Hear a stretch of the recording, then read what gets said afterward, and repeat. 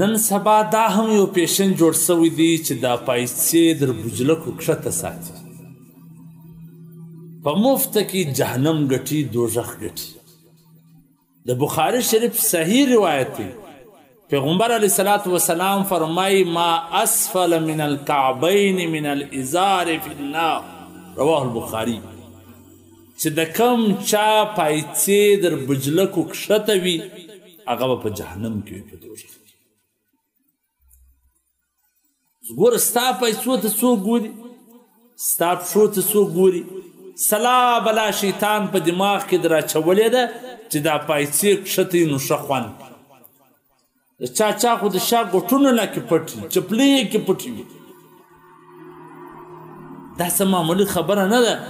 د پیغمبر علیه الصلاة والسلام صحیح روایت موږ چې کوم ځای کې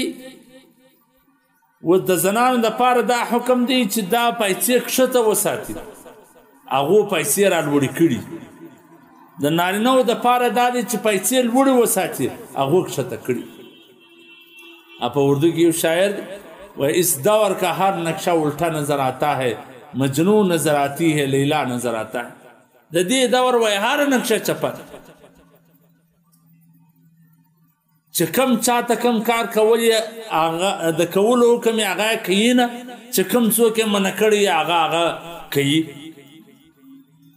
نو مرګ ستا درد ستا آخرت ستا دا هغه خلک دي چې بې خونده ګناه کې اخته دي بې لذته ګناه کې اخته دي هسې شیطان ورته ښایسته کړي نو دا خپلې پیسې د دې بجلکو څخه لوړې ساتي